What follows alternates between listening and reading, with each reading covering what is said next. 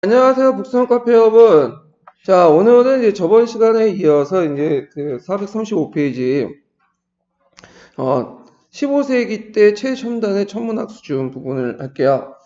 조선시대 때는 이제 성리학을 구출했기 때문에 전반적으로 과학이나 기술 같은 것들이, 발달하지 못했어요.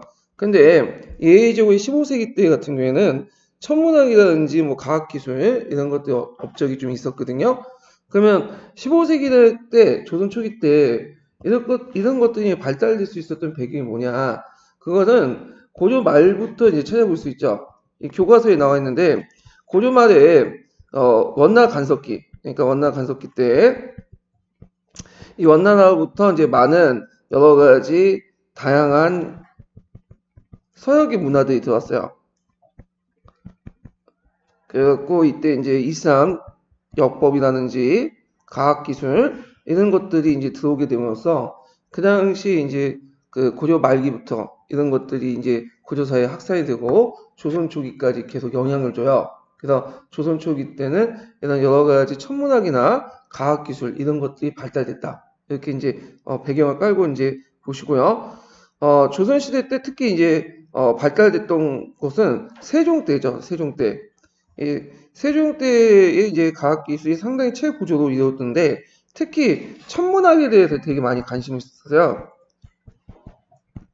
천문학에 왜 관심이 있었냐? 일단은 예전부터 재앙의 역할이 뭐죠? 재앙의 역할은 하늘의 이제 운세를 보고 그걸 백성들에게 알려주는 역할이야.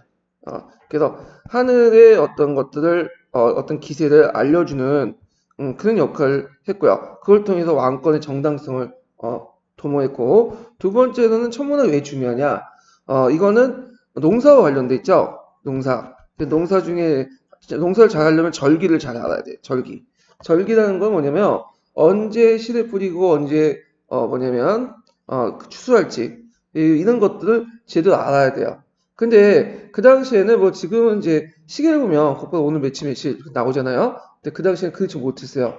그러다 보니까 천체를 보고 365일 중 5일 중에 오늘 몇 시인가 오늘 저기 며칠인가 이런 것들 알고 또 절기를 이제 계산을 해서 그 절기에 맞는 또 세시풍습 같은 것들 뭐 단오라든지 추석 이런 행사를 만들어 가지고 백성들이 이런 것들 겪으면서 지내면서 오늘 지냈으니까 씨를 뿌려야 되겠다. 오늘 지냈으니까 이게 수확을 해야 되겠다. 그런 것들 이제 뭐냐면 그 국가에서 알려줘야 돼. 그래서 이 천문학이 상당히 중요했고요. 이런 것들은 우리나라뿐만 아니라 중국도 그렇고 다른 농경 국가 다 마찬가지예요. 예. 자, 근데 우리나라는 이제 이 천문학에 대해서 이제 이런 것들을 관심이 많았지만 문제는 독자적인 책력, 그러니까 달력의 어떤 기본이 되는 책력을 만들지 못했어. 왜 만들지 못했냐? 일단 천문학에 대한 관심에 비해서 수준이 좀 떨어졌고, 그 다음에 천문학을 잘하려면 뭘 잘해야 되죠? 수학을 잘해야 돼. 근데 수학을 잘 못했어. 계산을 잘 못했거든요. 그러다 보니까 항상 중국부터 이 책령을 받아와요. 예, 그래서 그걸 바탕으로 해서 이제 중국하고 같이 달력을 공유하는 식으로 했는데 문제는 여러분도 알다시피 이제 중국과 우리는 이게 그 경도나 위도나 다 틀리죠. 예, 그러다 보니까 안 맞아. 그래서 이제 이런 것들이 문제가 됐던 거예요. 그래서 이제 세종 시기 때 어떤 사건이 일어났냐면 그 당시 이제 일식이 일어나는 걸 이제 했거든요. 그래서 일식이 일어나갖고 이제 역관이 와갖고 이제 일식을 계산을 해갖고 알려줬어요.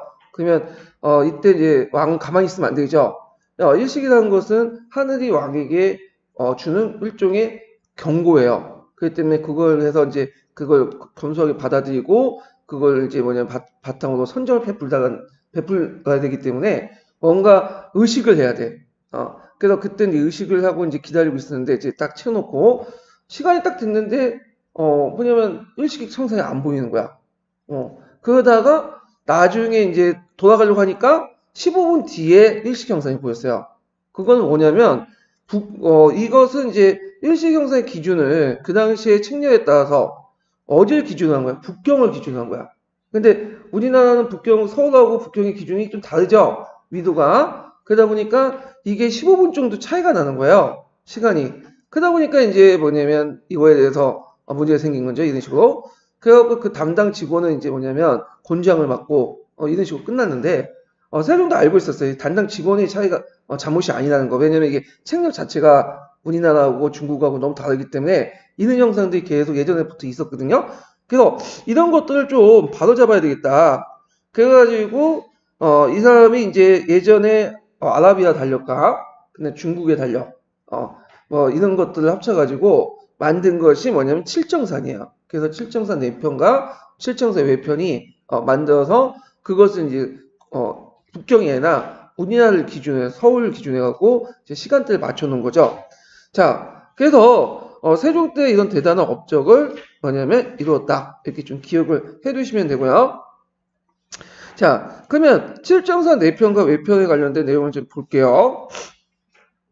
세종 때 들어와서 이제 세종 24년에 이 칠정산 내편과 칠정산 외편 이걸 이제 만들었는데, 자, 그래서 이제 이거 파악을 했는데, 그래서 이제 이것이 이제 간행은 이제 뒤에 2년 뒤에 했죠.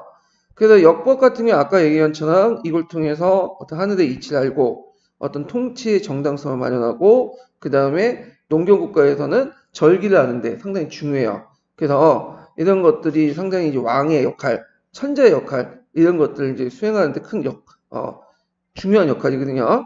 자, 그래서 칠정산 내편과 외편을 편찬했다는 것은 중국에서 이제 더불어 우리나라도 독자적인 역법을 이제 확립했다.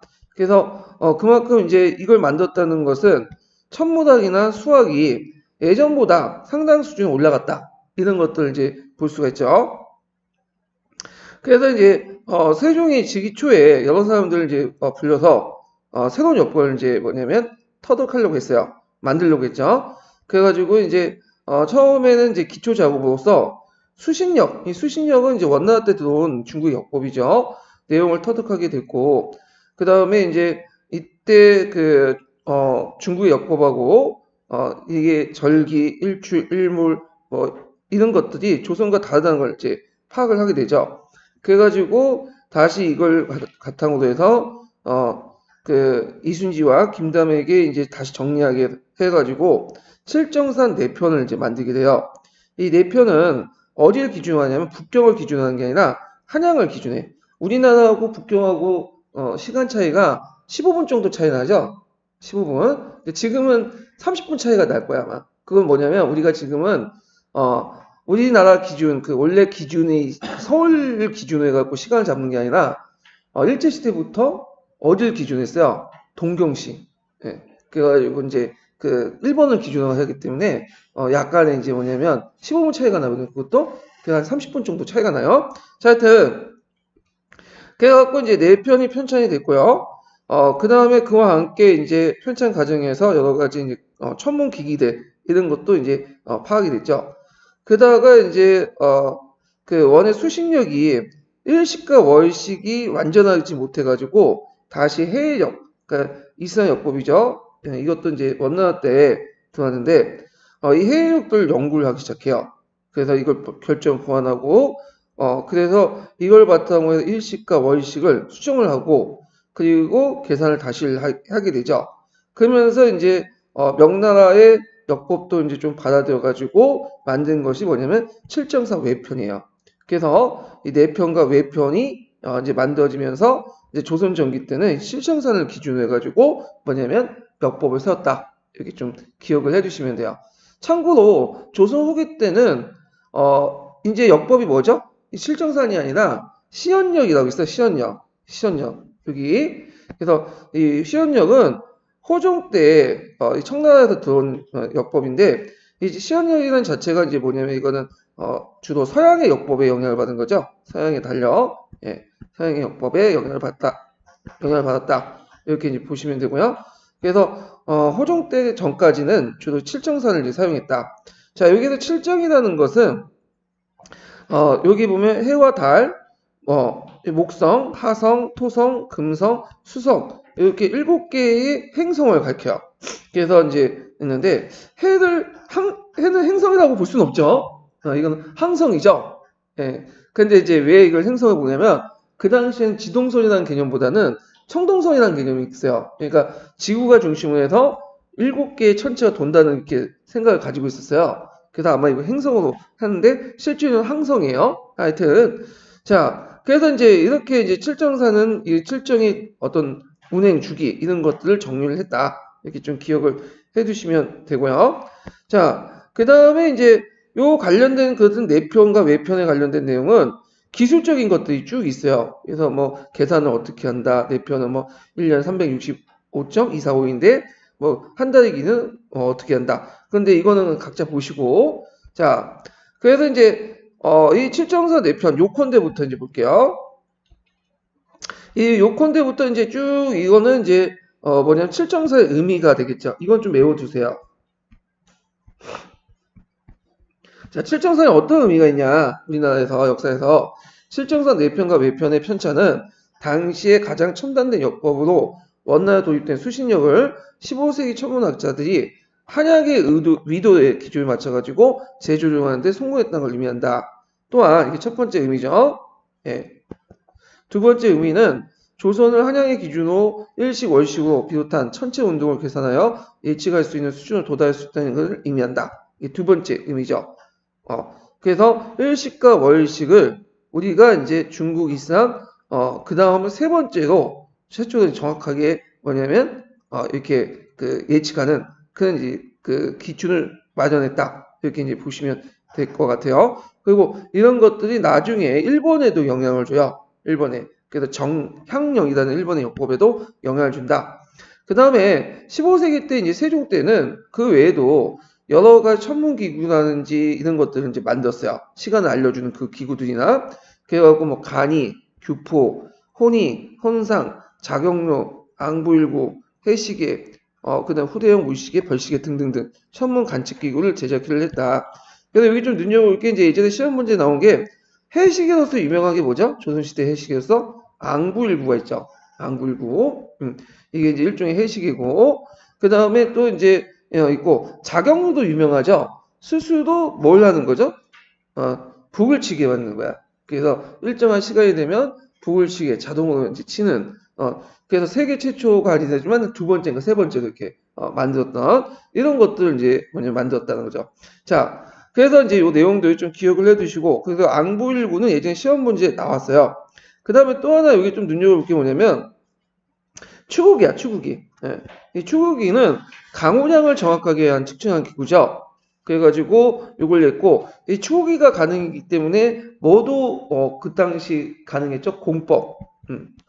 이 추구기는 뭐와 관련될까요? 전분 육등법하고 관련됐어요. 연분 구등법과 관련됐어요. 강우량은 연분 구등법과 관련됐죠. 왜냐하면 이 추구기를 통해서 정확하게 그 뭐냐면 물의 그 뭐냐면 강우량을 측정할 수 있어. 그걸 바탕으로 해서 이제 뭐냐면 연분 구등 해마다 풍년의 어떤 판단하는 기준이 되죠. 그래서 이 추구기는 세종이 만들었던 그보다는 문종 때 이게 이제 주도했다는 소리 많아요. 원래 이 세종 말년에 건강이 별로 안 좋아서 한동안 10년 동안 넘게 문종에게 대리청정을 했거든요. 그래가지고 이거는 이제 추구기는 문종이 주도를 했다. 그렇게 이제 나오고 있어요. 그래서 문종이 왕은 솔직히 말해 2년 했나? 그 사람이? 금방 죽었죠? 그래서 36살 때 죽었어. 근데 뭐 36살에 죽으면 지금 빨리 당뇨한 거잖아요? 근데 의외로 조선시대 때 왕들이 30대 때 죽은 왕들이 상당수가 많아요. 성종이 몇 년에 죽었냐면 몇 살 때 죽었어? 8살 때 죽었어. 근데 우리가 느끼기에는 당종은 되게 짧게 살고 선종은 좀 오래 산다고 느끼잖아요. 선종은 이제 뭐냐면 오랫동안 즉위했기 때문에 그런 거고 단종 같은 경우에는 왕은 2년 동안 했지만 실질적으로는 그 세종 말년 때 거의 정치는 문종이 했어요. 그래서 이 사람이 추구기도 만들고 그 다음에 여러분들이 이제 알다시피 이제 신기전 같은 거 있죠. 하차 이런 것도 만들고 많은 업적을 쌓았어. 그런데 이제 이 사람이 실제 왕에 있을 때 한 게 아니라 대리청정 때 했기 때문에 세종이 이제 업적으로 이렇게 들어가 있어요. 하여튼 이 문종 추구기를 그렇게 만들었고 그다음 수포 같은 경우는 청계천하고 한강에 세워서 유량을 정확하게 측정했다. 그래서 이제 이 두 잔치는 강수량과 하창의 수량을 과학적으로 측정한 세계 최초의 장치였다. 의미가 있죠.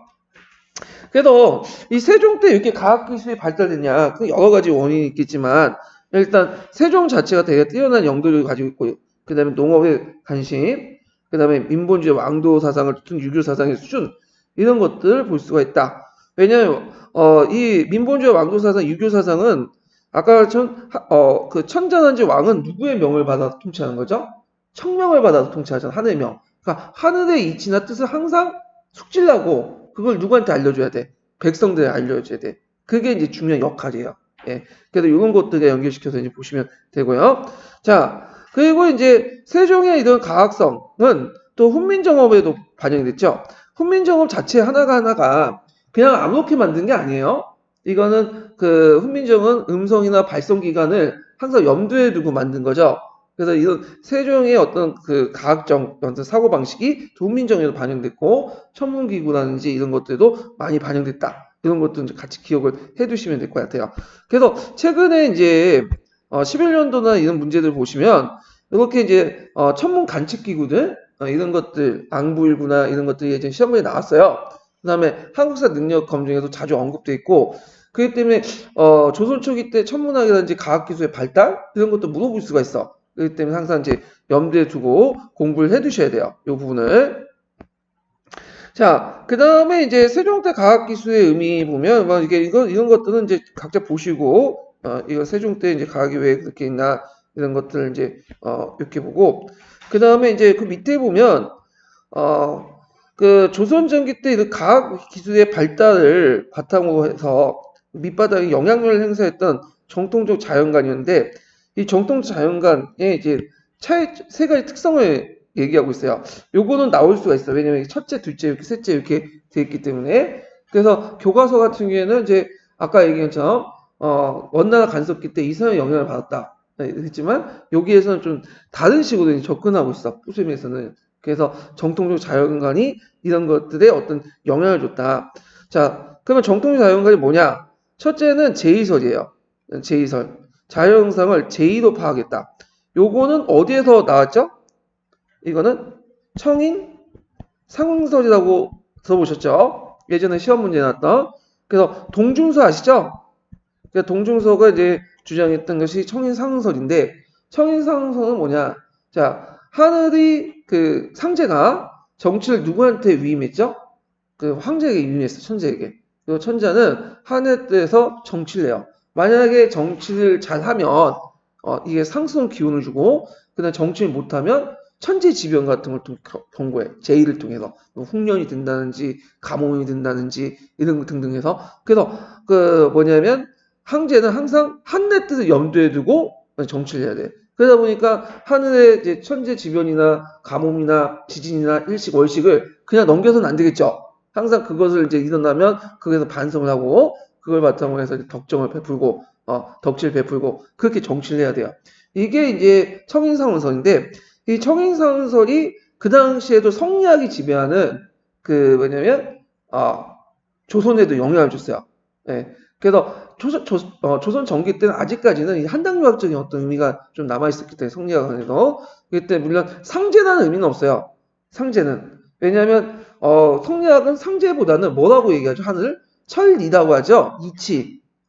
그래서 이런 것들이 이제 뭐냐면 땅의 기원, 하늘의 기운과 그다음 사람의 기운과 땅의 기운이 천지인이 서로 연결됐다고 보고 있어. 그래서 사람들이 나쁜 일을 하고 여러 가지 이런 것들을 하면 이런 기운들이 어디로 올라오는 거야? 하늘로 올라오는 거야. 그래서 하늘에서 그 폭풍이 친다든가 그 다음에 여러 뭐냐면 지진이 난다든가 이런 것들이 이제 발생이 된다는 거야.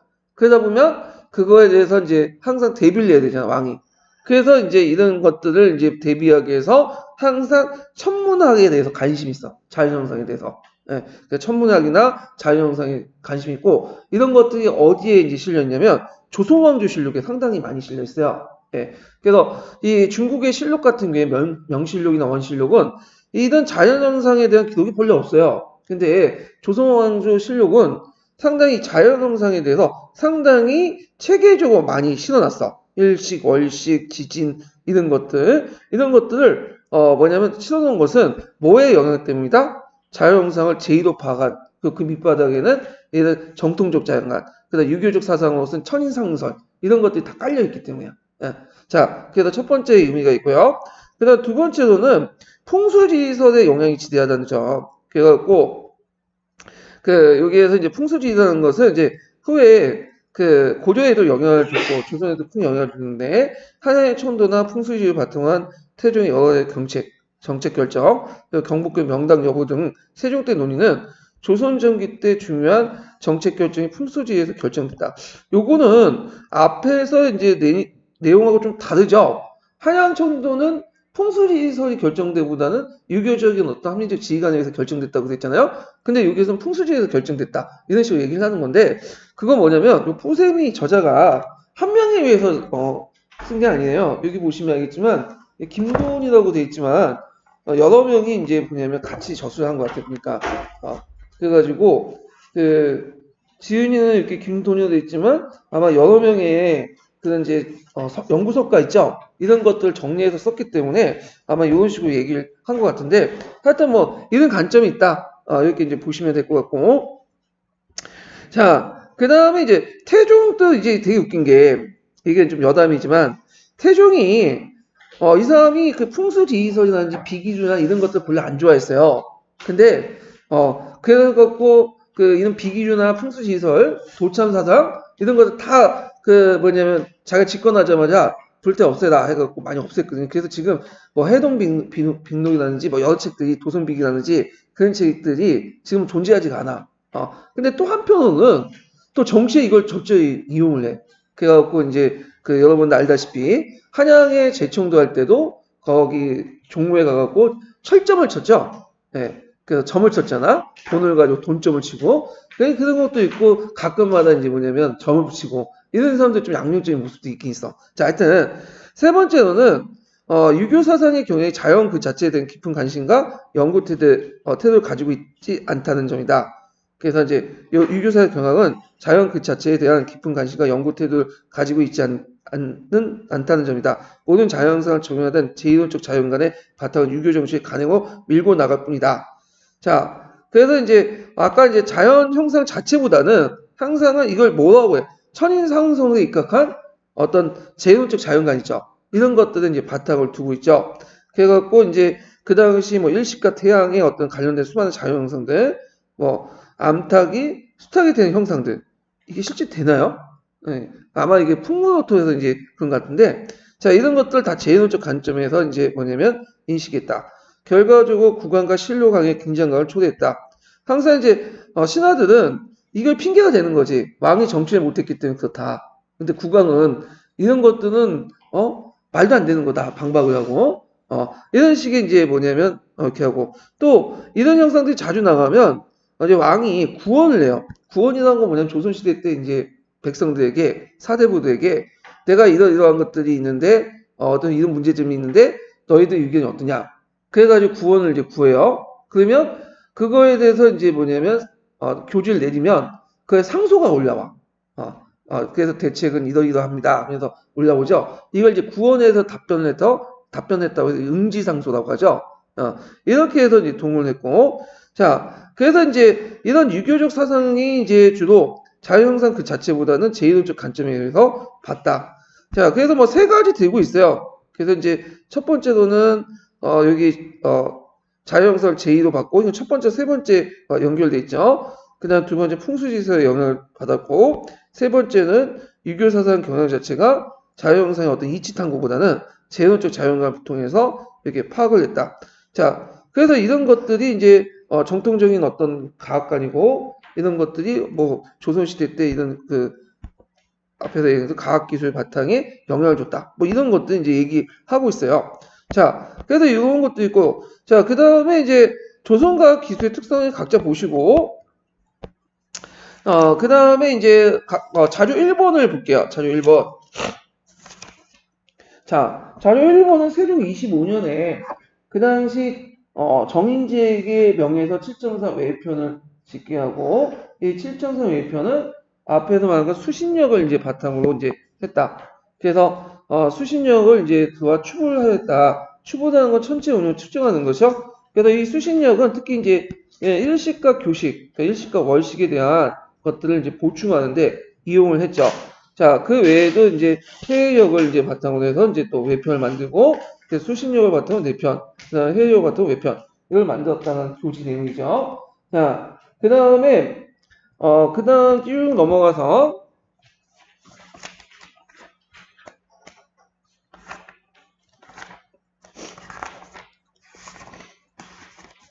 그 다음 장이 뭐냐면 조선 도자기의 어떤 다양성. 그래서 분천사기가 이제 그 조선 시기 때 초기 때 사용을 했고 16세기 때 백자가 나타났고 뭐 상강 분천사기에서 이제 상강 기법이 이제 등장했다 등등 있는데 이 분천사기하고 백자 관련된 내용은 지금까지 시험 문제 나오지 않았어요. 그래서 그냥 넘어갈게요. 이 부분은. 자, 그 다음에 뒤에 넘어와서 조선 시기 때 대의 관계를 볼게요. 자, 군사 조직의 정비 부분은 꼭 보셔야 되겠죠? 몇 페이지 보시면 466페이지.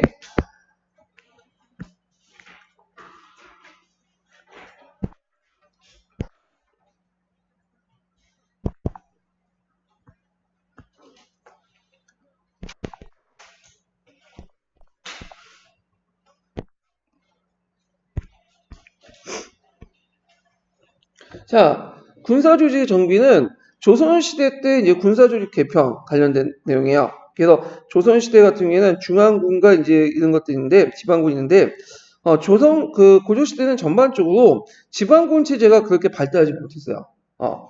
중앙군 체제도 중심을 했고, 그리고 지방군 상당히, 거의 없거나, 있어도 상당히 유명무실한, 그 정도고, 대개 보면 이제 조선 전기 때는 오이제라고 하죠. 그래서 되게 중요한 요충지는 이 중앙군이 파견되고 아니면 중앙군 관할 안에 뭐냐면 이게 그 지방군을 통제하는 그런 시스템이었어.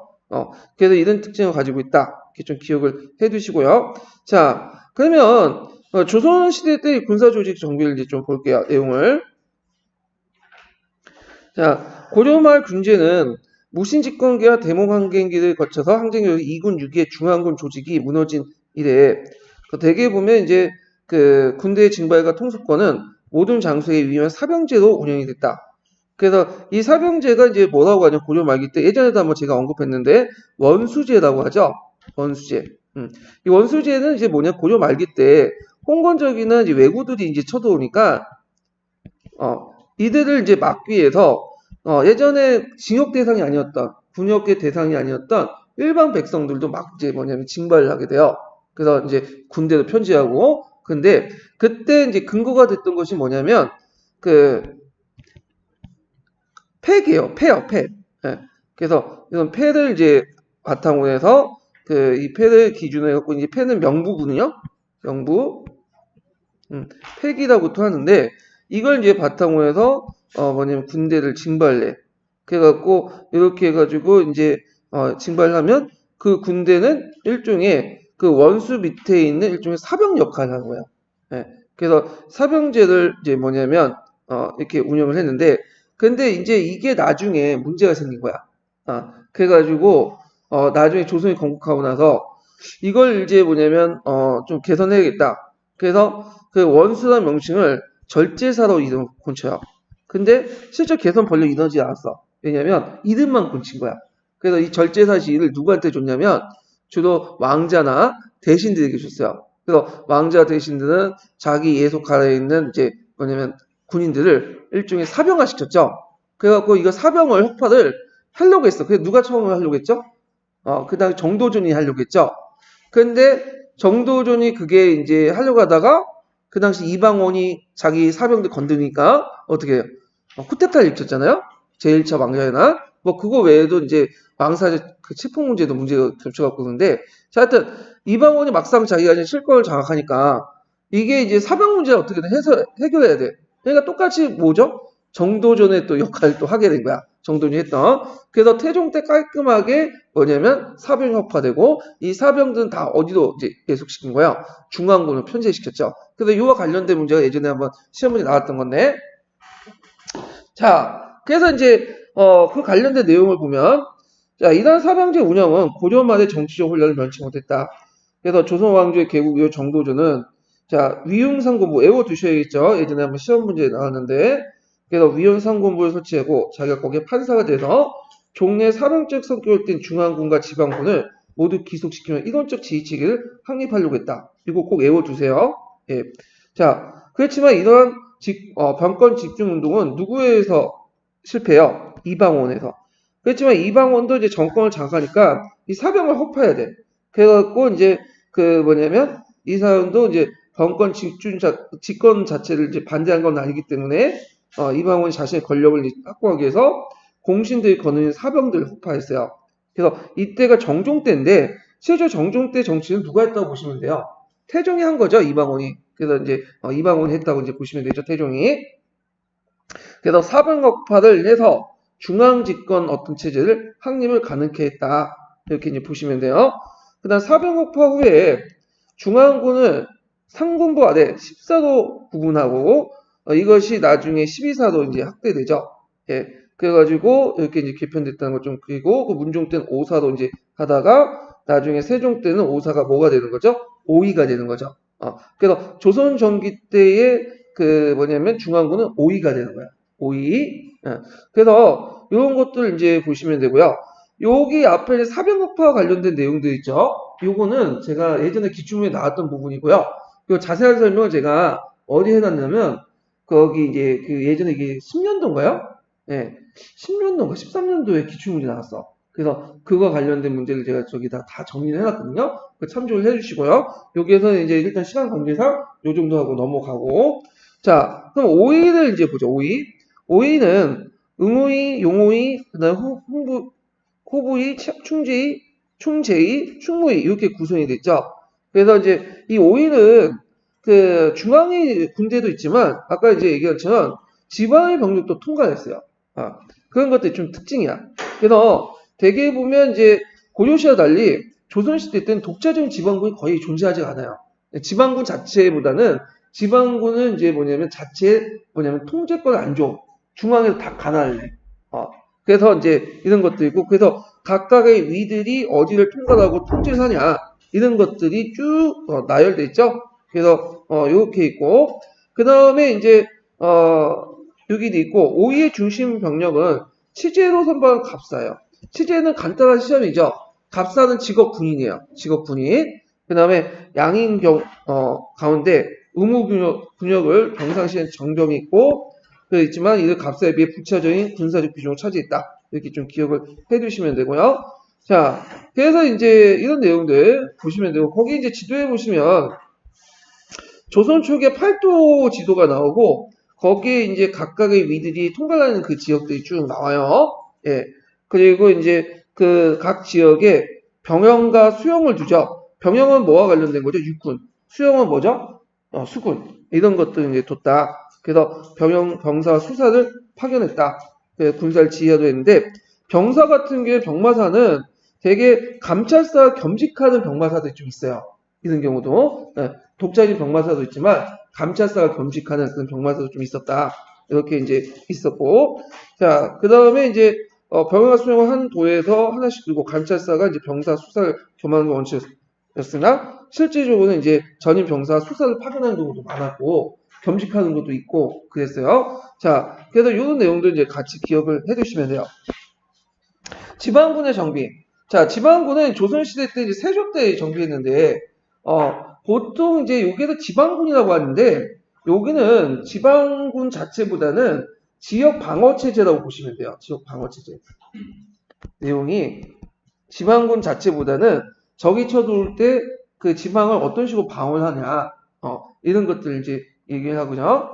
자, 조선 초기 때 이제 전기 때 지방군제는 이제 세조 때 이제 정비를 했는데, 세조 원년에는 이때까지 북방의 익군과 남방의 영진군, 이원화된 군사 조직을 가지고 있었는데, 예, 그래서 이제 있었는데, 이게 이제 어떻게 되냐면, 이렇게 돼 있어요. 지도를 제가 그리면, 이렇게 해서 한경도하고 평안도 지역 같은 경우에는 되게 북방 지역이기 때문에 세밀하게 돼 있어.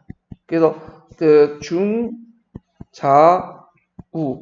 중자우 이렇게 해가지고 각 도도마다 3개씩 나눠. 그래서 중자익, 중익, 자익, 우익 이런 식으로 해갖고 세밀하게 다 방어를 해요. 근데 이제 이에 반해서 남방은 주로 왜군을 단속을 얘기했죠. 왜군은 어디에서 들어오죠? 해안으로 들어오잖아. 그러니까 해안에 영과 진을 설치해. 띄엄띄엄. 그래서 해안 방어만 쭉 해요. 그러면 남방 같은 경우에 이제 경기도나 하산도나 그 지역은 중간에 있는 내륙 지역은 공백지대가 되죠. 그건 방어 체제가 별로 없어요. 거기는 이제 잡새군, 예비군을 편성해서 이제 방어하고. 그러다 보니까 좀 약간 문제점이 있는 거야. 북방 시스템은 좀 약간 촘촘하게 방어 시스템을 구축해놨는데 그 남방은 그냥 해안가에 영가 진만 설치하고 외구를 대비하는 그 정도야.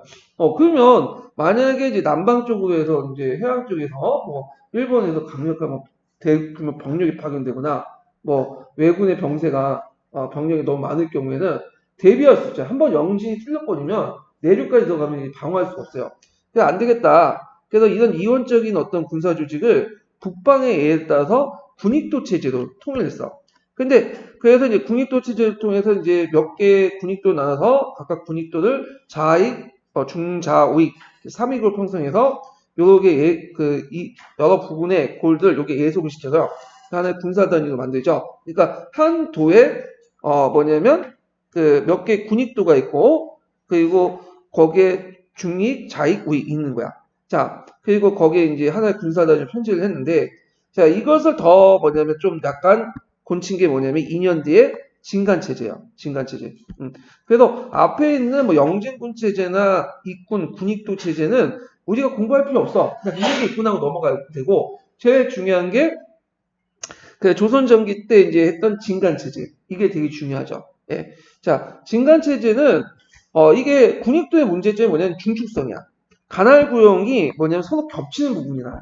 그러니까 한 도를 여러 군익도를 만들고 거기에 좌익, 중익, 우익 이렇게 하는데 관할 구역이 서로 겹쳐요. 그러다 보니 책임 소재가 명확하지 않죠. 그러다 보니까 이걸 좀 약간 정리할 필요 있겠다 해가지고 그 당시 거진을 중심으로 해갖고 이렇게 여러 진들이 하나의 진간을 편성해요. 그래서 자전자수하는 그런 체제인데 대개 거진은 그 지역의 읍성을 기준으로 해요. 읍성. 그래갖고 예전에도 한번 얘기를 했지만 고려시대 때는 적이 쳐들어오면 어디로 갔죠? 산으로 올라갔죠. 산성 중심의 어떤 정치제고 읍성은 이제 나성인데 나성은 아니야. 그냥 나성은 몇 개 있었지만 적이 쳐들어오면 버리고 그냥 가. 개경도 보니까 도성 짓고 만들어놨는데 적이 쳐들어오니까 뭐야? 그냥 도망가잖아. 홍건적인한테. 그래서 이제 여기는 조선은 그게 아니에요. 조선은 이제 이제 산성체제보다는 읍성체제로 바뀌게 되거든요. 왜냐면 이제 그 당시에는 북방민족도 친일이 상대적으로 더 했어요. 명나라나 이런 나라들이 이제 중심 확실히 잡았기 때문에 그래갖고 각 지역에 보면 읍이 있죠. 읍에 성을 쌓아요. 큰 성. 이 읍성이죠. 그래서 지금도 읍성이 남아있는 곳이 많아요. 남원에 가면 남원 읍성도 있고 그 근성도 되게 많죠. 그래서 읍성을 일단 만들어 놓고 요게 이제 전쟁이 나면 주변에 있는 여러 군현들이 있어. 조그만 군현들이. 그 군현들이 병력을 입고 수령들이 읍성에 집결해.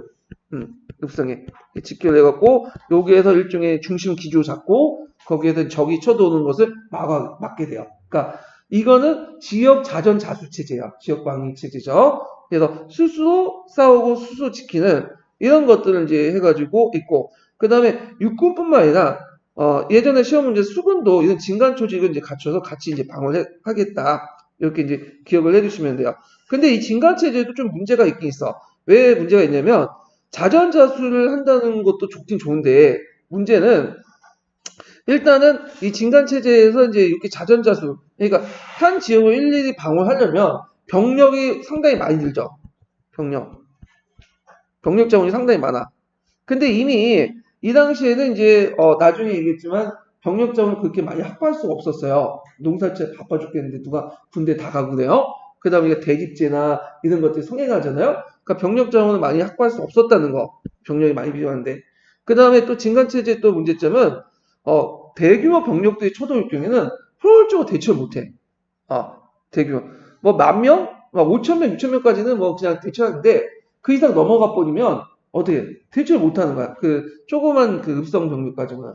그러니까 이제 이런 것들이 문제점이 있다. 그래서 저규모 그러니까 적은 병력을 가지고 집결시켜갖고 좀 대규모 병력 효율적으로 막을 수 있는 체제를 고안하다 보니까 나중에 이 진간 체제가 제승 방랑체제로 바뀌게 되죠. 그건 뒤에 좀 얘기하고요. 자, 그래서 이제 조선전개 지방제는 이런 진간체제를 바탕으로 했는데 아까 얘기했지만 각 도에 병영과 수용이 있죠. 예. 그리고 거기에 이제 병말절도사, 수군절도사를 파견해서 이제 했죠. 그래서 이제 보통 이제 관찰사가 병사 수사를 겸하는 게 원칙이지만 실질적으로는 이제 뭐냐면 국방 요지에는 전임 병사 수사를 또 파견해요. 예. 그래갖고 이럴 경우에는 이제 문제점이 있어요. 관찰사가 뭐냐면 전임 병사 수사하고 또 뭐냐면 갈등이 일어나는 경우가 많아요. 예.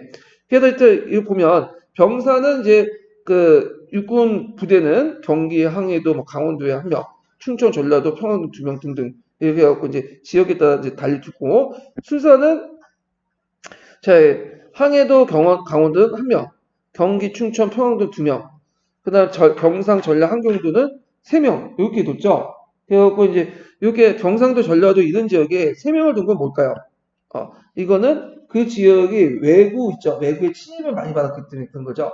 수군 체제를 좀 강화시키려고 했던 거죠.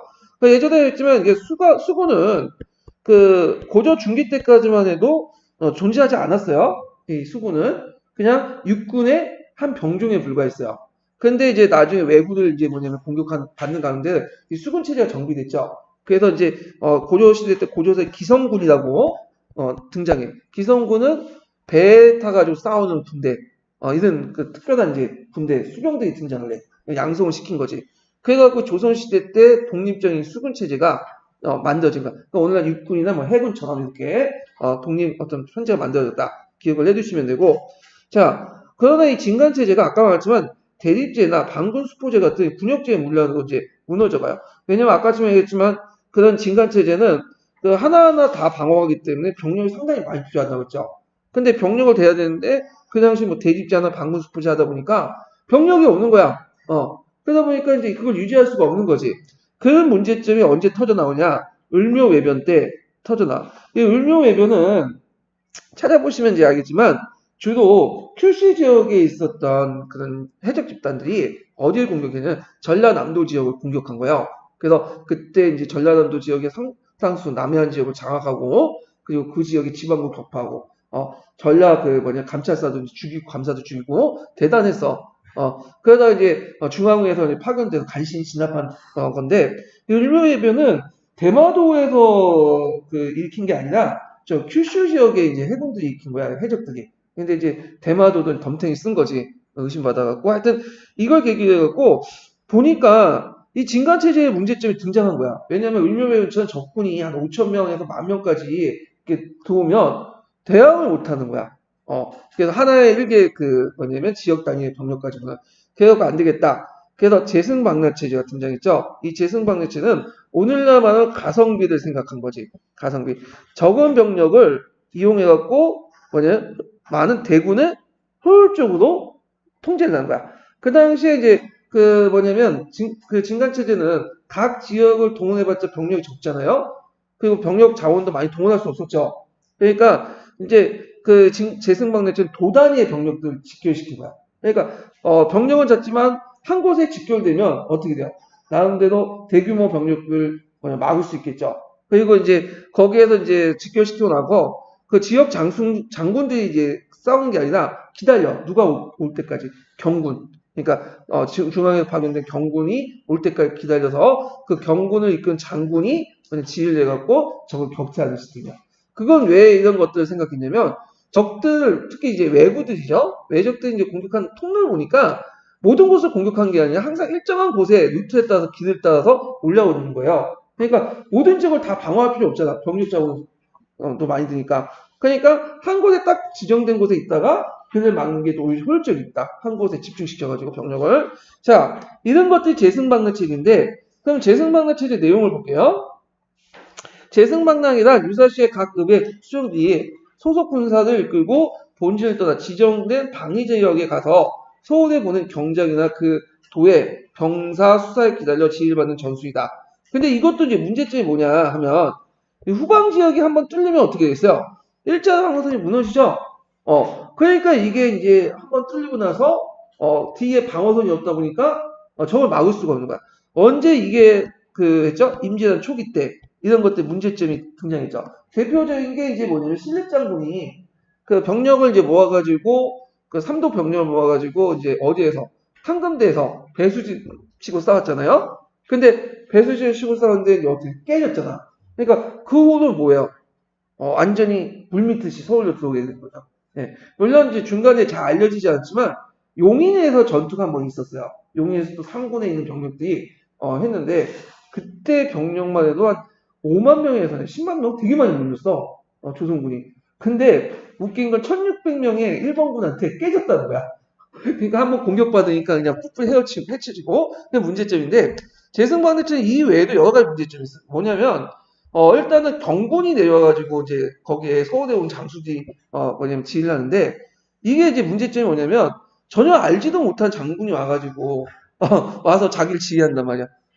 그러면 이게 명령체제는 그렇지만 많은 들어있지만 이게 믿을 수 있어 없어요? 없죠. 그러니까 평상시에 자기 모셨던 게 뭐냐면 어느 정도 친밀감 있고 이렇게 이제 그 관계가 있는 장군들이 지휘해야지 그 믿고 따르는 거지. 아무것도 어디 뭐 알지도 못한 듣보잡 그 장군이 와가지고 자기 지휘한다? 그럼 어떻게 해? 일단 믿을 수 없고 좀 상황이 불리하면 뭐야? 도망가기 바빠요. 그래서 대부분 싸우지 못하고 도망가. 그리고 강군이 이제 제대로 그 역할을 못하니까 그 대신에 누가 등장한 거죠? 의병들이 활동을 하게 된 거죠. 근데 의병들은 상대적으로 뭐야? 평소에 알고 지냈던 사람들이에요.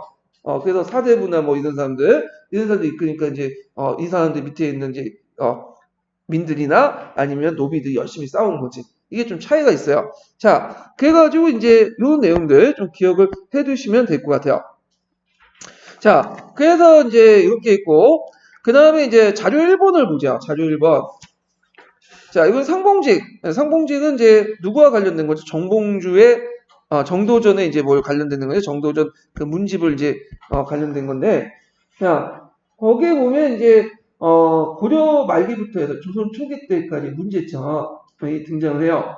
그래가지고 사병역파 같은 거 관련된 내용을 이제 있고, 그래서 이제 이때 사병역파들의 문제점이 그 당시 부각이 됐고, 그래가지고 이 사병들을 확보하기 위해서 그 다음에 뭘 설치했냐면 상군부를 설치했죠. 요거 좀 외워두셔야겠죠? 이제 기출문제 나왔으니까. 자, 상군부가 거기 있는데 한번 볼까요? 자, 조선 초기에 군정을 총괄했던 군사기구로서 흔히 상군부라고 약칭한다. 보통 이제 그 조선 시대 때나 고려 시대 때나 정근대 시대 때 중국이나 우리나라나 되게 군대 단위는 3이나 5단위로 편제해요.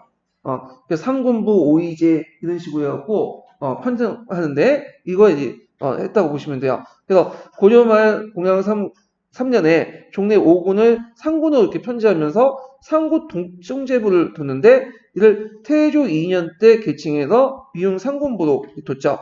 그래서 그때 태조의 친위부대가 있어요. 태조 이성계가 이제 고려 말 때 이제 부각되면서 이 당시 동북면 지역에 있었던 가병들을 이끌고 싸웠거든요. 이 동북면 가병들은 정예 군대야. 태조 때부터 이성계 때뿐만 아니라 그 선조 때부터 계속 이제 길러왔던 가병 집단들이에요.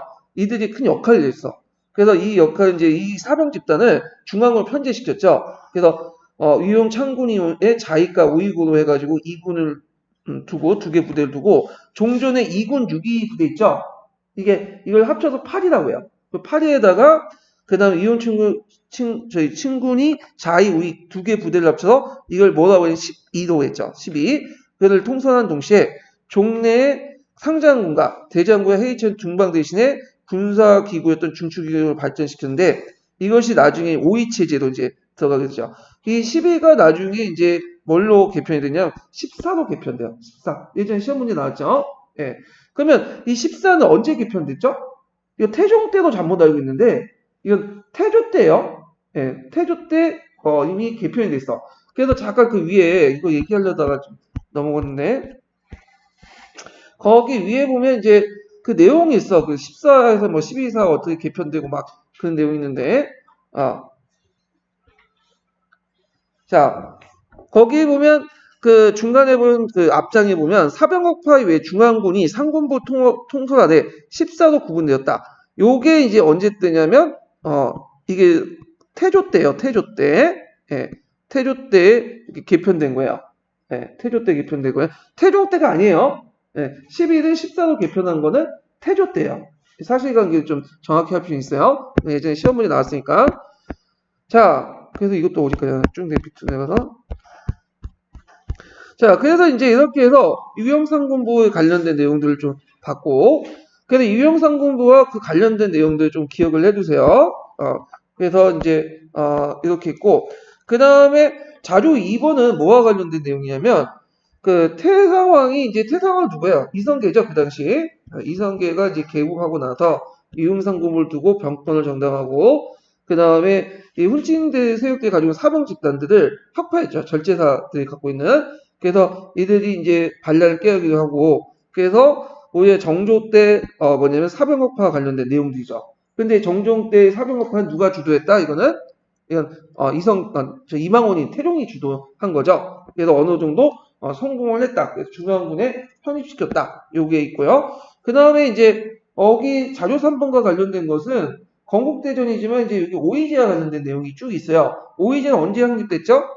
이것은 세조 때 확립된 거죠. 세조 때 확립된 걸 이제 건국대전에 이제 집어넣고, 그 다음에 여기 자료 4번 같은 경우에는 뭐와 관련된 내용이냐면, 진간체제, 진간체제 복귀 관련된 내용도 있고, 재승반응치 문제점, 이런 것들이 이제 쭉 서술돼 있죠. 그래갖고, 이런 것들이 이제 좀 기억을 해주시고요. 그 다음에, 잠깐만. 여기 제가 스캐닝이 안 된 것 같아. 469페이지가 갑자기 뛰어났네? 이게 제가 468페이지가 이렇게 있고, 맞네요. 네, 지방구 정비체제. 네. 그래서 이제 이런 내용들 좀 기억을 해두시면 되고요. 제가 착각을 했어요, 잠깐. 자, 그 다음에 이제 북방 영토의 개척 부분을 보죠. 북방 영토의 개척. 4군 6진 개척.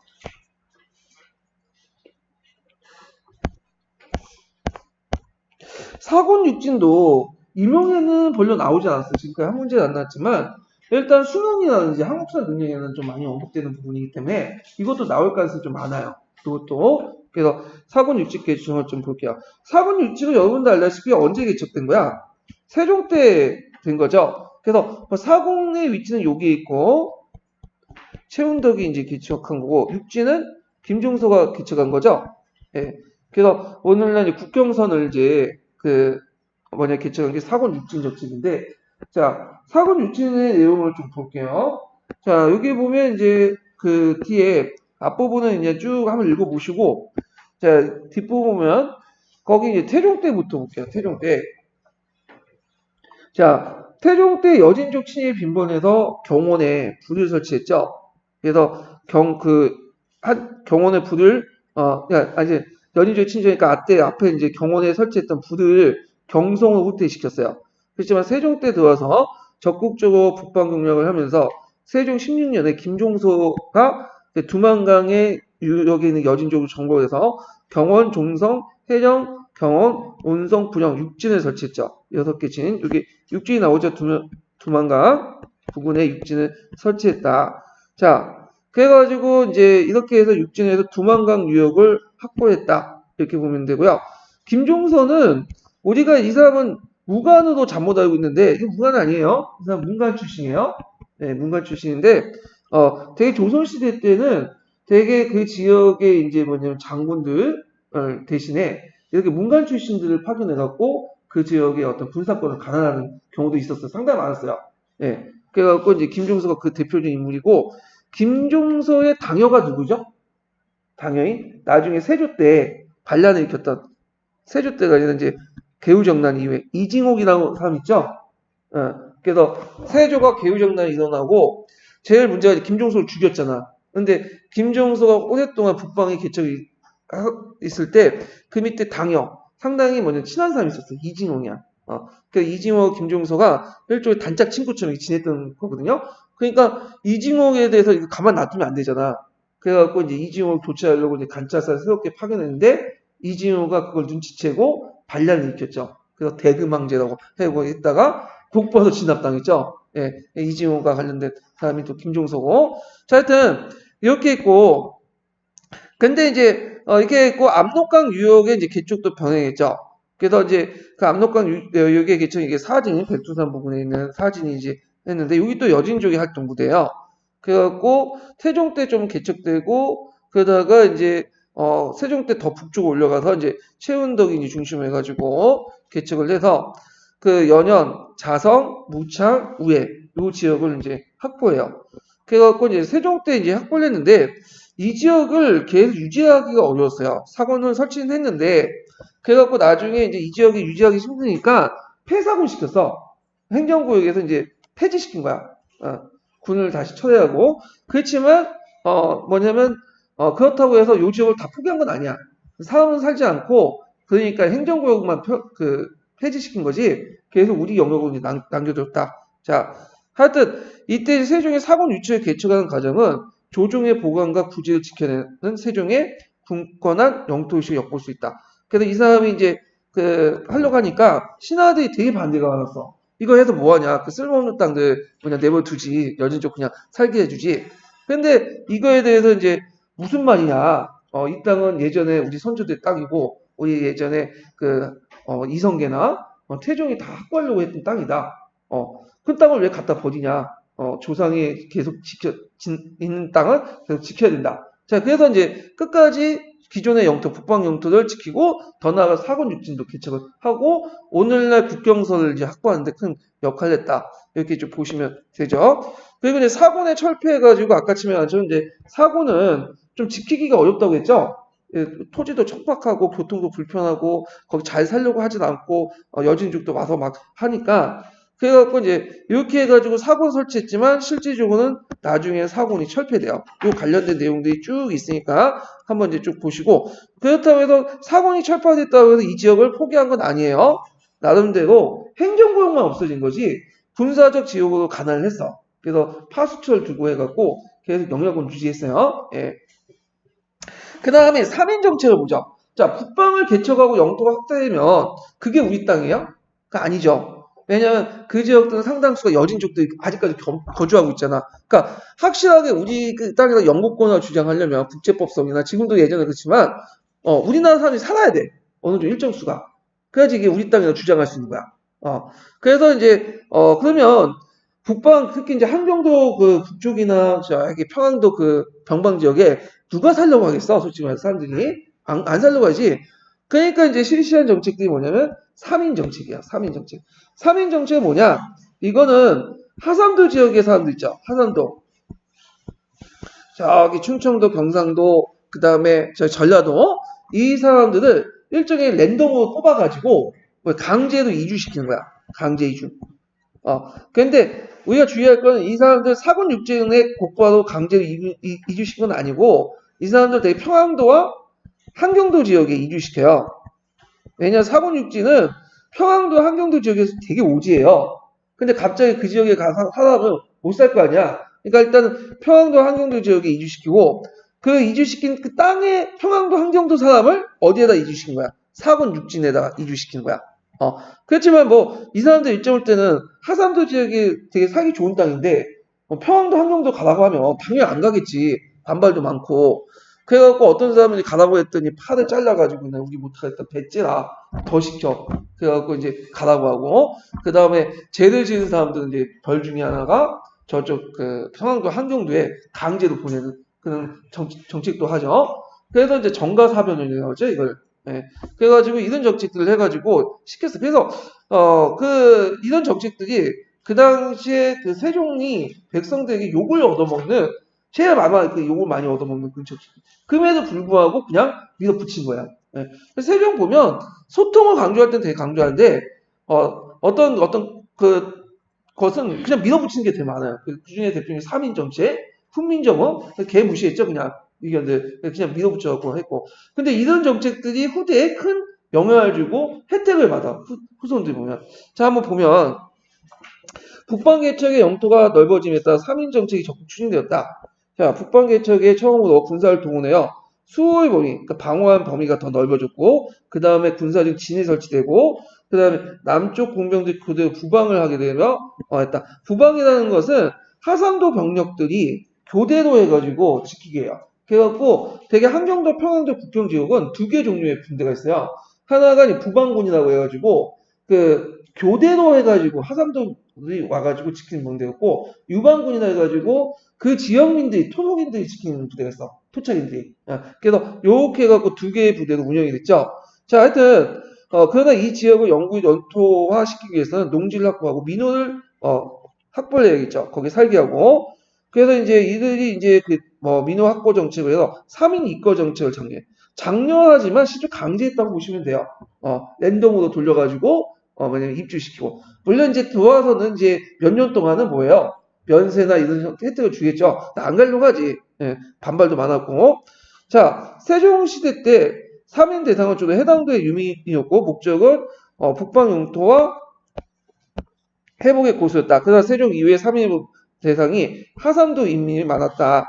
그래서 이제 이 지방이 한간지 강태 주요 목표. 아까 얘기했지만 이제 그 사건 육진 지역은 하삼도인들이 국가가 간 게 아니에요. 어느 지역이 갔다고 했죠? 평안도와 한경도 민들이 간 거야. 이 지역은. 근데 요 빈 자리를 누가 들어와서 사는 거야? 하삼도인들이 와서 또 사는 거예요. 그러니까 순차적으로 이렇게 3일 했다 보시면 돼요. 자, 그래서 이제 이렇게 있고, 그래서 이제 땅이 좁고 사이 많은 하삼도의 토지 구조를 완화하고 이걸 통해서, 그러니까 하삼도의 이제 그 민들의 이제 이주는 그 지역에 한강에 버려진 토지들이 많죠. 그래서 이건 이제 그 목적은 땅이 좁고 사람은 많은 하삼도의 토지 부족을 완화하고 땅이 넓고 사람이 적은 북방을 개청하여 농업 생산과 인구 증가를 도모하는 것을 추진했다. 그래서 이 하삼도민들이 왜 이런 게 들어왔나? 이런 것들인데, 그래서 이제 이런 것들 기억을 해두시면 될 것 같아요. 그 앞에 해당민들이 사군 육지에 개척한 것은 북방 영토 회복하고 관련돼 있고, 그 다음에 하삼도민들이 들어온 것은 주 목적이 뭐다? 그 평안도 한경도 지역을 개척하고, 그리고 뭐냐면 여기에서 농업 생산 인구 증가를 도모하려고 했다. 이걸 좀 같이 기억을 해두시면 돼요. 자, 그래서 이제 일단 북방을 이주를 해오면 그 사람들에게 면세 혜택을 줬어요. 면세. 복호라는 말 예전에 얘기했죠. 복호는 각종 면세와 면역을 해주는 호연. 그러니까 그 호는 한 뭐 몇십 년 동안, 길게 몇십 년, 짧게 몇 년 동안 면세 명역을 안 해도 돼요. 예, 이런 혜택을 했다. 그래서 이제 이런 혜택을 했고, 그 다음에 아까 얘기했지만 장려를 했다고 하지만 실제 뭐예요? 강제가 더 많았어요. 강제 방식이 많았고, 그 다음에 양반 사대부들도 건장을 했는데 건장 가지고 되겠어요? 안 되겠죠? 강제시켰어. 그러니까 다양한 계층들이 그냥 이주시켰다 보면 돼요. 그 지역에. 자, 세조 이후에 이제 3인은 명실공히 계층민이다. 그래서 3인의 이제 대상이 이제 그 3정 이상의 부실한 양이었고, 뭐 노비도 참가할 수 있고, 그 다음 평안도 한경도 내부에 이제 배속이 되고, 토지 비옥과 한경지를 또 절급 나눠줬다. 그래서 이런 내용들, 세조 이후에 이제 해갖고 개간된 토지들이 일어나고, 그래갖고 많은 이민들이 왔다. 이런 내용도 있고요. 그 다음에 그 밑에 보면 여진족 위험이 되니까 되게 이제 큰 개간척, 마을이 크게 형성되는 벽보와 농부, 목책, 이런 것들 뭘까요? 외적을 막기 위한 거죠. 여진족의 침입을. 그리고 군사를 주둔하고 방비군을 이제 두고 이런 것들을 했다. 자, 북방개간은 압록 두만강변을 넘어서 확대되었다. 그래서 이제 초창기 때는 사군 육지는 했지만 나중에 조선 후기 때 들어가면 특히 이제 17세기 이후에 있었는데 이게 이제 이때는 어떤 때냐면 명청 규칙이죠. 그래서 그때 청나라가 이제 내주 들어올 때 그 심양 남쪽 지역을 일종의 무슨 지역을 만들었어요? 봉금지대를 만들어놨어. 그러다 보니까 처음에는 뭐 개척하기 위해서 들어온 건 아니에요. 그 월경할 목적이 뭐냐면 그 지역에 삼산이 많았어. 그러니까 삼산 때문에 그걸 캐러고 월경을 하고 그것 때문에 청나라 사람들하고 충돌하고 그게 나중에 이제 청나라 국경 분쟁이 또 하기도 하고 백두산 전개비도 그것 때문에 세워졌잖아요. 근데 그 이후에도 계속 월경을 했어요. 처음에 산삼 찾아 들어왔다가 보니까 땅이 좋거든. 그러면서 이제 많은 사람들이 좀 이주를 하게 돼요. 그러면서 오늘날 무슨 지역이 형성된 거야? 간도 지역이 형성되기 시작한 거죠. 그래서 이것 때문에 나중에 또 청나라 우리나라 또 국경 분쟁이 일어나고 자, 뭐 이렇게 이제 했다. 이렇게 좀 기억을 해두시면 될 것 같아요. 그래서 나중에는 환경적 평안도죠. 강제로 이주시켰지만 나중에는 자발적으로 들어간 사람도 있어요. 그게 왜 들어가냐? 일단 하산도 지역에 살다 보니까 농지가 없거든. 그래서 먹고 살기 힘드니까 이제 들어온 사람도 있고, 그 다음에 또 거기 들어가면 하산도 같은 경우에는 이제 촘촘하게 있다 보니까 세금을 금방 이제 거둘 수 있죠. 거기에 국가가 통제망이 되니까. 근데 평안도 환경 지역은 험악한 산지들이 많잖아. 국가에서 이제 파악할 수 없는 데가 많아요. 그러니까 그런 데 들어가갖고 이제 뭐냐면 몰래 사는 거지. 세금도 안 내고. 그리고 이제 그러다 보니까 이제 그런 식으로 해서 자발적으로 들어간 사람도 많고, 그리고 죄를 지은 사람도 거기에 들어가서 살고. 그래서 이제 이렇게 해서 이제 많이 유입해 들어갔다. 이렇게 이제 보시면 되겠죠. 자, 뭐 이렇게 이제 이렇게 있고, 그 다음에 이 밑에는 이제 관련된 내용이니까 이제 각자 보시고, 다음 장 넘어가면 외교 정책 부분을 볼게요. 친명 4대 정책.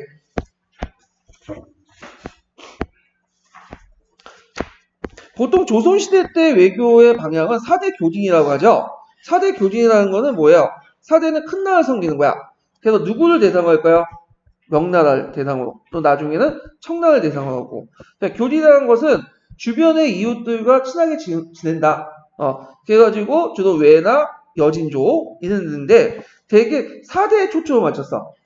이거 요 4대를 내야지만 여러 가지 뭐냐면 이런 게 많기 때문에 경제적 문화적 이득이 많기 때문에 교리는 솔직히 말해 형식적인 거예요. 이거는 좀 약간 소극적으로 했어. 왜냐면 이건 어쩔 수 없이 하는 거야. 얘들에게 물건을 주고 뭐 시장을 개선해야지 나중에 쳐들어오지 않으니까 그냥 손해를 보면서 하는 거야. 그렇지만 어느 정도 경제적으로 손해를 보지만 군사적으로는 이익을 보기 때문에 침을 적게 막을 수 있기 때문에 교린 정책을 하고 말이 교린이지 외나 여진족 상당수가 조선을 일종의 4대 형식으로 해갖고 접근해왔어요. 뭐 조금도 갖다 바치고 해설하고. 그러면 왜 교린이라고 계속하냐면 그 다음 중국 간의 관계 때문이죠. 만약에 우리가 외나 여진 이런 걸 대상으로 해갖고 그 4대 관계를 맺었다. 그럼 중국이 가만히 있겠어요? 아니죠. 이 세상의 중심은 오직 뭐야? 중국밖에 없는 거야. 근데 감히 내 허락 없이 그냥 4대 관계를 해? 자기를 무시하는 거잖아요. 그래서 항상 그걸 염두에 뒀더니 이걸 4대가 아니네? 교진으로 표시를 했어요. 물론 이제 외 같은 경우에 일본 같은 경우에는 그 당시 무르마치 막부나 전국시대 때는 솔직히 이게 복잡하잖아. 다양한 세력들. 그러니까 대마도나 뭐 큐슈 이게 다이모들은 뭐냐면 조선 간의 관계는 일종의 4대 관계예요. 그렇지만 무르마치 막부나 막부 정권 같은 거죠. 일종의 동등한 관계죠. 그래서 이제 그 일본 같은 경우에 이게 여러 가지 이제 뭐 그들의 세력에 따라 통일 교섭 창구가 통일화되어 있지 못하니까 여러 경로로 해갖고 하게 되고 그때마다 다원적인 어떤 관계를 형성하면서 뭐냐면 외교 정책을 펼쳤다. 이렇게 좀 기억을 해두시면 돼요. 자, 그 외에도 조선의 외교 맺는 나라가 여러 나라들이 있죠. 뭐 동남아시아 국가들. 근데 이 동남아시아 국가들은 무시하면 돼요. 그냥. 예. 그러면 제일 중요한 게 친명 4대인데 상당히 중요하죠. 네, 조선 시기 때 중국과의 대외 관계를 4대로 표현한 것은 아까 이제 큰 나라가 작은 나라가 이제 큰 나라 섬기는 유명한 말이지 이소 4대란 말. 이런 특성이 있다. 그래서 이제 교린도 4대와 동일한 맥락에서 이루어졌다. 그러니까 아까 이제 야인과 외인도 솔직히 우리나라 4대란 거예요. 그렇지만 중국과의 관계에서 4대는 말 쓸 수 없기 때문에 무슨 말 썼다? 교린이라는 말을 썼다. 이렇게 보시면 되죠. 자, 명태조가 공식적으로 홍문안 영어를 포방한 건 공민왕 때다. 그리고 상도에 쫓겨난 그 원나라가 최종적으로 멸망한 해 조선이 개창된 1년 전인 1391년이다. 그래서 그때 이제 북원이 멸망을 했다는 거예요. 그래서 북원이 멸망하고 나서 두 개의 몽고족으로 분열되죠. 타타르와 오일라트.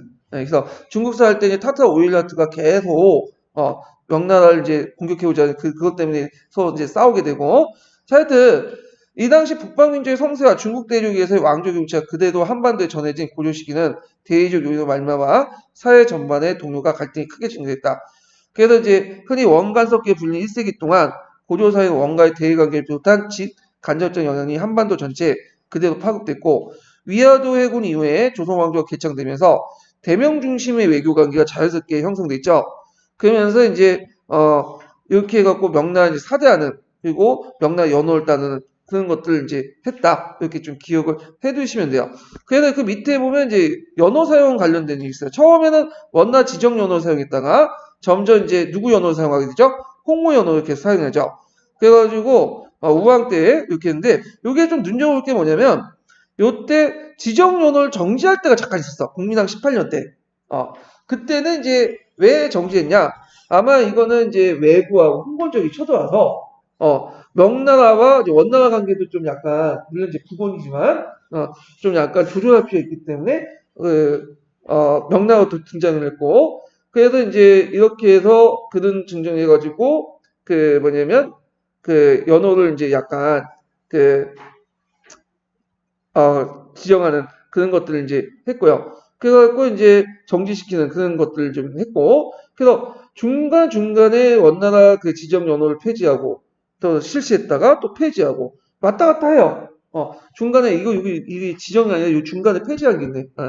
그러니까 정지했다가 다시 이게 제가 말 이렇게 잡았는데 원나라 연호를 다시 사용해요. 이 사용한 것은 아까 말한 것처럼 외적하고 홍군적이 들어왔기 때문이죠. 예, 그래서 이제 이 남방에 안정시키려고 잠깐 봉헌했다가 또 정지시켰다가 명나라 건국에 그 다음에 명나라 홍문안 연호를 사용했다가 명나라가 너무 무리한 요구를 하니까 또 뭐죠? 북원 연호를 사용했다가 그 다음에 또 홍무 연호를 사용했다. 또 요동정부할 때 잠시 폐지했다가 위화도에 연호를 하다. 왔다 갔다 해. 연호 사용 부분이. 그래서 이런 것도 이제 있고 그래서 이제 이런 내용들이 있고요. 그 다음에 넘어가서 그래서 이런 연호 사용은 연호를 폐지하고 사용하고 그런 것들은 중국 중심의 국제 질서의 변화에 탄력적으로 대응하는 외교 정책을 수립했다. 이렇게 이제 의미를 줄 수가 있죠. 자, 그래서 이런 대명 중심의 외교가 사대를 포괄하는 것은 자기 보존에 위해 하나의 현실적 대응이다. 그래갖고 이제 우리 입장일 때는 사대단 자체가 상당히 굴욕적이잖아요. 근데 그 당대에는 일종 지혜로운 외교 방식이야. 명나라는 절대 강국이에요. 그래갖고 인구라든지 물자라든지 군사력이 절대 강국한테 우리가 이제 일본처럼 연호를 사용하고 우리는 자주국이고 독립국이고 그렇게 내세우고 우리는 이제 황제라고 칭하면 명나라가 가만히 있겠어요? 특히 홍무제 같은 성깔 있는 황제가 그 홍무제 같은 나중에 영락제가는 이 사람은 정복 활동을 많이 했죠. 특히 영락제는 뭐 안남도 치고 저기 몽골 쪽도 치고 정화의 대원중도 하고 그 그 황제들 밑에서 조선이 우리 독립국이다. 그리고 너네도 연호 사용 안 하겠다. 사대 외교 안 하겠다. 개기면 어떻게 했어? 당연히 군대 물고 어디 치겠어요? 조선을 치겠지. 그러면 조선을 치고 예전에 수나 당나라처럼 공격하는 고구려가 이제 그들을 물리친 것처럼 한두 번 물리칠 수 있어. 근데 계속 공격해오면 어떻게 해요? 장기적 군면. 질 수밖에 없어요. 그러니까 이제 이걸 보니까 그 조선 초기 때 태종이나 세종 입장 올 때는 이게 자기 왕이 이제 되면 국민들의 안전을 보장을 시켜줘야 될 거냐. 그러면 어떻게 바짝 엎드려야 되죠. 그러면서 하는 말이 뭐냐? 지성사대로 지극히 정성스럽게 사대를 한다. 그래서 명나라가 보면 초기 때 들어가면 공여 바쳐라. 그 다음에 한간 바쳐라. 금은 바쳐라. 온갖 물자들 다 바치라고 해요. 오히려 그 바치는 것들이 그 내용이 원나라보다 더 심해. 그러니까 원나라 했던 걸 그대로 하는 거야. 그럴 때마다 이제 뭐냐면 불만 하나도 터뜨리지 않고 다 갖다 바치잖아. 되게 굴욕적인 것 같지만 어쩔 수 없었어. 만약 그렇게 바치지 않으면 어떻게 됐어요? 명나라가 운나라를 칠 수 있는 거 아니에요? 그런 식으로 이제 해가지고 했다. 그렇지만 그럼에도 불구하고 나름대로 자주적 의심이 있어서 명나라 조선 초기 때는 나름대로 독자적 요법도 만들고 과학기술도 발전시키고 그렇게 했죠. 그래서 명나라 조선 초기 때는 아직까지는 고려에 좀 영향을 받아서 사대주의보다는 지성사대도 하지만 겉은 지성사대지만 아직까지 보다 사대 정책이 그래도 남아있었죠. 근데 16세기 때 산인들이 집권하면서 어떻게 된 거야? 이런 외교 정책의 탄력성이 떨어지게 되는 거야. 무조건 이제 명나라를 상국을 모시고 춤뿐만 아니라 효 개념으로 들어와서 이제 하죠. 그러니까 이제 이것 때문에 병자호란 때 막 깨지고 그러잖아요. 예. 그래서 조선 초기 때 외교 정책은 좀 약간 달랐다. 이런 거 좀 기억을 해두시면 돼요. 자, 뭐 이런 내용들이 있으니까 좀 보시면 되고요. 자, 그 다음에 이제 이것이 있고 다음 장 넘어가서 특히 왕조 개창기 초기 때는 명나라가 계속 트집을 잡죠. 특히 누가? 홍무제가 유명한 사건 있죠? 이게 뭐야? 포전문 사건 아시죠?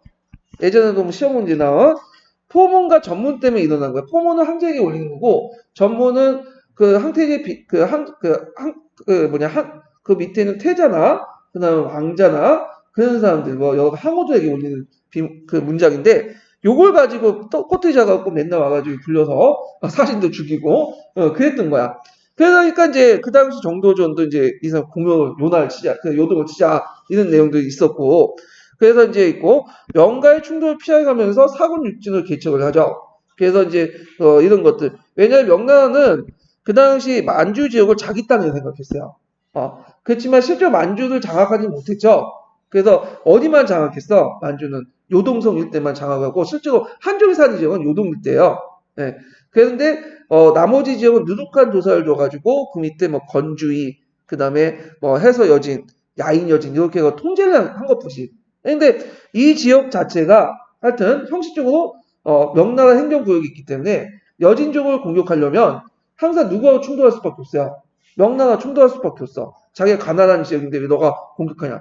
그러니까 이제 세종이 이제 파저강 유역 공격 그 정벌이나 사군 유진할 때 항상 명나라부터 눈치를 보고 그 다음에 명나라한테 허락을 받고 해요. 같이. 왜냐면 잘못하면 명나라한테 트집을 잡을 수 있잖아. 예. 자, 이런 명에서 이제 명나라 충돌을 피하면서 사군 유치를 한 것도 나름대로 자주적인 모습을 보이고 있다. 이렇게 좀 기억을 해두시면 되겠죠. 자, 그 다음에 이제 외의 관계인데, 이 외의 관계는 제 뭐냐면, 원래 할 줄도 없는데, 외국 때문에 한 거지. 그래가지고, 그때 이제 왜 이들의 물질적, 경제적 궁핍을 해결해주지 않으면 계속 그 한반도에 들어오기 때문에 이게 적절한 이제 경제적 어떤 보상 조치? 이런 것들이 할 필요가 있었어요. 그래갖고 이제 세종 때 들어와서 삼포를 개항하죠. 삼포. 거기에 외관을 설치하고, 삼포가 어디야? 내이포, 부산포, 연포. 그러니까 내이포는 웅천, 부산포는 오늘 동네, 그 다음에 연포는 울산. 삼포를 개항했고, 그 다음에 세종 25년에 세견세와 세사명을 구정하는 계약조를 했다. 자, 세견선하고 세사미는 뭐냐? 선박하고 거기에 쌀이나 이런 곡식들을 얘기해요. 그러니까 여기는 이제 뭐냐면 이거는 일종의 조공무역이죠. 그래서 조공무역에가 일종의 이제 조공을 갖다 바치면 그걸 그냥 바치는 게 아니라 사줘야 돼. 그래서 근데 맨날 그걸 그냥 무한제로 허용하면 계속 와서 이제 하면 쓸데없는 거 사야 될 거 아니야. 근데 그 규정을 만들었어요. 그래서 배와 그 다음에 쌀은 요 정도만 싸주겠다. 이 정도는 한 거고. 그 다음에 대마도가 그 당시 이제 외국의 근거지였죠.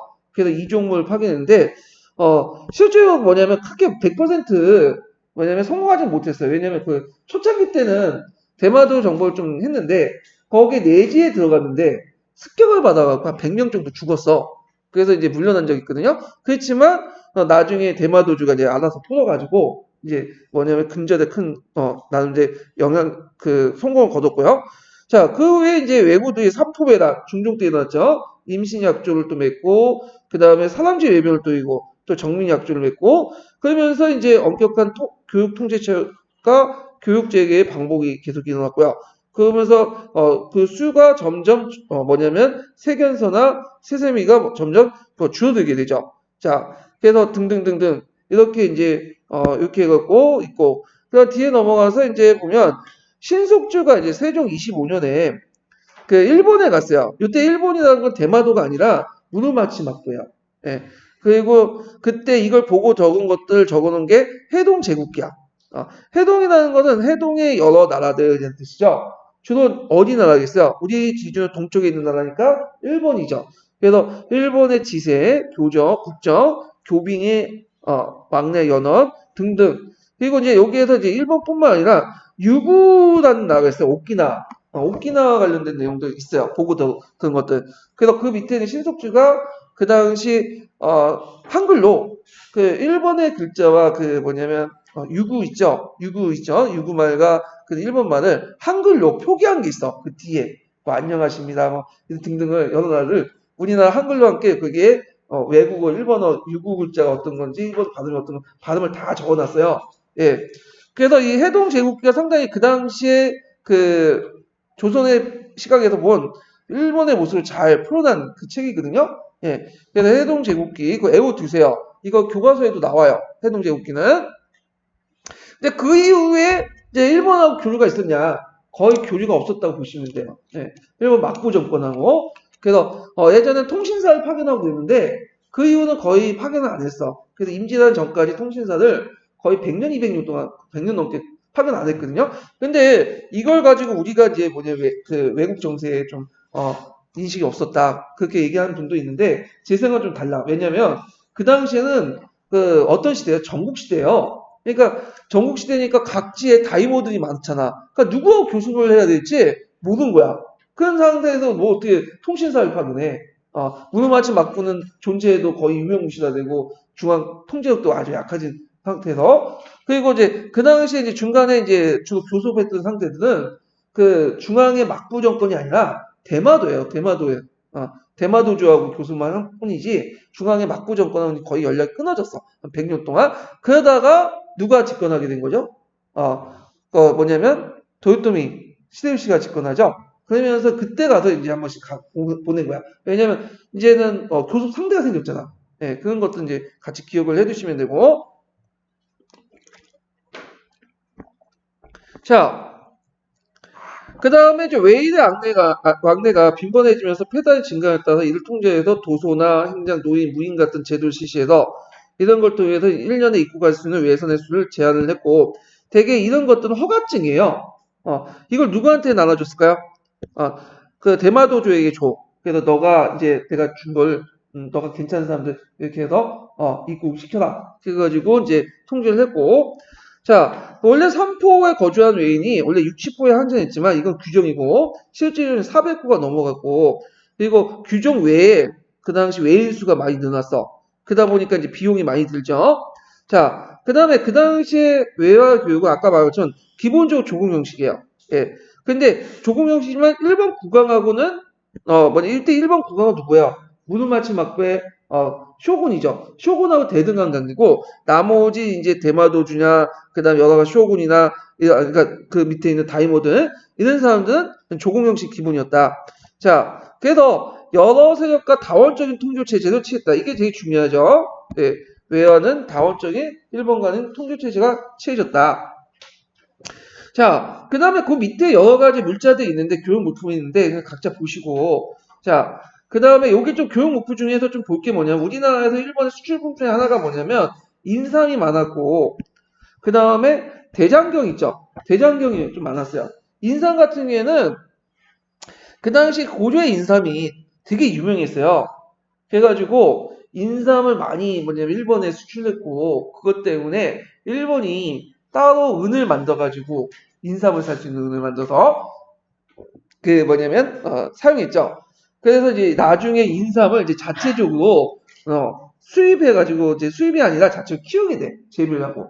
자 대장경은 예전에도 얘기했지만 조선 초기 때 일본에서 이제 사신을 파괴해서 징징된다고 했죠. 대장경 목판 달라고. 근데 목판 안 주고 인쇄본만 준 거야. 네, 이런 것들 연결시켜서 이제 보시면 되고 특히 이제 제일 또 팔린 게 목면이에요. 목면. 그래서 목면 같은 경우에는 일본에서 생산되지 못한 필수품이기 때문에 이 목면이 많이 수출, 특히 전국시대 때 많이 사가지고 왔어요. 그냥 전국시대 같은 경우는 뭐 깃발 만들거나 그 다음에 갑옷도 이게 목면 만드는 게 있어요. 네, 면 갑옷도 있고 뭐 돛대 같은 거 있죠. 이런 것도 만들어. 그래서 이제 일본이 자체 생산하기 전까지는 많이 수입해 갔다는 거죠. 자, 그래서 이제 이런 내용들이 이제 있으니까 좀 기억을 해두시면 되고요. 자, 뒤에 넘어가면, 자, 그러나 이제 뒤에 마지막 센고쿠 시대 때 혼란 속에서 왜구가 다시 성행하면서 명종 말기 때부터 임진왜란이 일어나기 전까지 교육과 외구가 동시에 진행된 그러니까 교육과 외구가 동시에 진행된 상황에서 전개되었다. 특히 을묘외변 이후에는 통교관계 명확하게 유지됐고 밀무효과 외교가 성행됐고 중앙정부의 통상적 외교관은 단절됐다. 예. 그러니까 이 말은 뭐냐면 그 대마도에서만 약간 통상관계만 있었고 일본의 무도마치 맡고 있죠? 예. 이건 완전히 단절됐다. 이 얘기예요. 이런 것들 이제 같이 기억을 해두시면 돼요. 자, 그 다음에 대야인 정책인데 요거는 좀 쉬었다 갈게요. 이 부분은